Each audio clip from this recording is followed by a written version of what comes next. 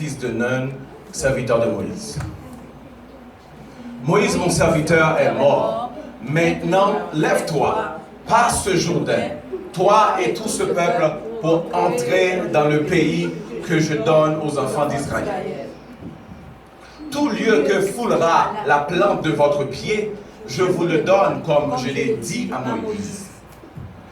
Vous aurez pour territoire depuis le désert et le Liban jusqu'au grand fleuve, le fleuve de l'Euphrate, tout le pays des Hésiens et jusqu'à la grande mer vers le soleil couchant. Nul ne tiendra devant toi tant que tu vivras. Je serai avec toi comme j'ai été avec Moïse. Je ne te délaisserai point, je ne t'abandonnerai point. Fortifie-toi et prends courage, car c'est toi qui mettras ce peuple en possession du pays que j'ai juré à leur père de leur donner. Fortifie-toi seulement et aie bon courage en agissant fidèlement selon toute la loi que Moïse, mon serviteur, t'a prescrite. Ne t'en détourne ni à droite ni à gauche afin de réussir dans tout ce que tu entreprendras. Continue. Alors que ce livre de la loi ne s'éloigne point de ta bouche, médite-le jour et nuit pour agir fidèlement selon ce qui y est écrit. Car c'est alors que tu auras du succès dans tes entreprises, c'est alors que tu réussiras. Ne t'ai-je pas donné cet ordre? Fortifie-toi et prends courage. Ne t'effraie point, ne t'épouvante point, car l'Éternel, ton Dieu, est avec toi dans tout ce que tu entreprendras, parole du Seigneur. Amen. Amen. Allez, dites tout ça pendant Chita. Dis le succès et la réussite à travers la parole de Dieu. Le succès et la réussite à travers la parole de Dieu. Amen. Chita. Le succès et la réussite à travers la parole de Dieu. Dans le verset qu'on va considérer, c'est le verset 8 que vous connaissez déjà et qu'on a déjà commencé ce message depuis dimanche dernier. Mais on veut continuer dans la même veine pour vous expliquer des choses importantes parce que le peuple de Dieu doit reconnaître que réellement, hors de la parole de Dieu, Dieu n'est pas. Dieu n'existe que à travers sa parole. Hors de sa parole, il n'y a pas. Il n'est pas. Ça veut dire que si dans un endroit, il n'y a pas la parole de Dieu, dis-toi que tu es sans Dieu. Est-ce qu'on est là? Amen. Donc maintenant, nous voulons tous avoir le succès. Nous voulons avoir des percées. Nous voulons faire beaucoup de progrès. Nous voulons voir la prospérité dans tout ce que nous entreprenons dans la vie. Alors, qui ici n'aimerait pas réussir dans la vie? Qui? Personne. Nous voulons tous réussir, alors nous voulons tous arriver à quelque chose qu'on puisse dire, oh wow, c'est beau, c'est intéressant. Mais les choses qu'il faut savoir, c'est que le chrétien devrait vivre tellement avec l'assurance qu'il ne serait même pas utile d'évangéliser le non-croyant, de désirer, alors qu'il désire croire en Dieu. On n'aura même pas besoin de dire, ah, cher monsieur, chère madame, donne ta vie à Jésus. Juste en te regardant, il devait voir que ton Dieu est vivant. Amen, amen. Juste en te regardant, le non-croyant devait voir que le Dieu des chrétiens, c'est le Dieu qu'il doit servir. Parce que sous le ciel bleu, les gens les plus sages, les gens les plus instruits, les gens les plus forts devaient être les hommes et les femmes de Dieu. Les gens les plus connus pour des gens extraordinaires, des gens sages, des gens intelligents, devaient être des hommes, des femmes dans la maison de Dieu. Parce que c'est la parole de Dieu qui les nourrit, alors que dans le monde, c'est d'autres paroles qui les nourrissent. Alors pourquoi la parole de Dieu paraît être faible, alors que c'est la vraie parole, mais les gens qui sont dans le monde, parfois, et même qu'il est dit dans la parole, si les méchants croissent comme l'herbe, et c'est comme si les méchants croissent comme l'herbe, ils fleurissent, ils prospèrent, mais nous qui avons la parole de Dieu, c'est comme si nous régressons. Est-ce qu'on est là? Mais non, la Bible ne donne pas cet exemple. Si on regarde à Joseph, on regarde à Job, on regarde à David, on regarde à Salomon et encore à Daniel, Shadrach, Meshach et qui? Abednego. On peut voir que le chrétien partout où il est, alors je dis chrétien, on pourrait dire le serviteur de Dieu parce qu'à l'époque il n'y avait pas les chrétiens parce que Christ n'était pas encore, mais on pourrait dire que celui qui marche avec Dieu, l'homme de Dieu était toujours reconnu pour quelqu'un qui a un esprit supérieur. Reconnu pour quelqu'un qui a un esprit supérieur. Mais maintenant, de nos jours, est-ce que c'est la même chose qu'on voit? Nous parlons de Dieu comme bon ensemble. Nous parlons de Dieu comme à notre façon. Mais parfois, on parle de Dieu. Quand on demande, c'est où tu trouves ça? Il me dit, il y a quelque part, c'est écrit dans la Bible. Parce qu'on ne prend pas le temps pour chercher à connaître Dieu à travers sa parole, vraiment. Tu as des choses à dire, tu as envie de convaincre cette personne parce que tu sais que ton Dieu est vivant, mais tu n'as pas les mots pour montrer combien il est vivant dans la parole de Dieu.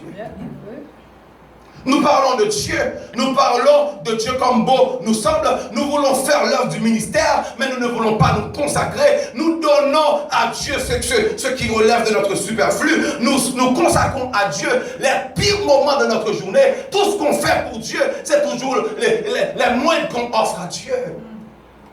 Comment voulons-nous être vus différemment de ce qu'on est maintenant? Parler de notre indifférence à l'égard des choses de Dieu. Si je devais parler aux choses que nous manquons dans le sens pour faire l'œuvre du ministère, nous allons voir qu'on pourrait prendre des journées à parler comment les chrétiens du 21e siècle, ils vivent mal. C'est comme l'apôtre Paul disait, ayant l'apparence de la piété, mais reniant ce qui en fait la force. Car la piété, la force de la piété se trouve dans la parole de Dieu. Nous critiquons souvent Israël. Parce que la parole révèle que Israël, par des moments, faisait souvent ce qui est mal aux yeux de l'Éternel.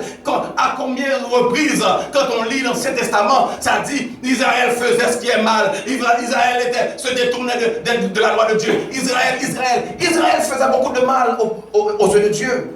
Mais l'affaire, c'est que parfois nous sommes portés à voir, regarde le peuple, malgré tout ce que tu as fait pour ce peuple, regarde comment il fait. Parfois, moi-même, personnellement, quand je lis la Bible de façon assidue, et puis j'arrive à voir comment Israël, tout ce que Dieu fait, n'a aucun égard. Parfois, je pleure en moi, je pleure, mais c'est comme si c'était moi, j'aurais fait différemment. C'est comme si c'était moi à l'époque de Moïse, j'aurais été moi, Dieu m'aurait choisi comme Josué. Oui, parce que ce peuple-là est un peuple au courant, mais j'avais besoin de quelqu'un, mais c'est toi que j'ai choisi, parce que c'est toi qui comprends les choses. Non. Nous critiquons souvent, mais l'affaire c'est que, écoutez, quand les hommes de Dieu, quand Israël trouve un homme de Dieu qui se tient devant lui pour dire, Israël, voici comment tu as failli, mais ce peuple commence à déchirer les vêtements et commence à crier auprès de Dieu avec larmes aux yeux. Ça veut dire que, alors que nous disons ce peuple qui s'éloignait souvent des ordonnances de Dieu, mais quand un homme de Dieu l'appelle à revenir, les larmes aux yeux, ils pleurent, ils déchirent le vêtement, ils font des jeûnes avec le sac et la cendre, mais nous vivons encore pire, et quand des hommes de Dieu vous parlent, on a tendance à battre les stomacs, nous on fait ce qu'on veut.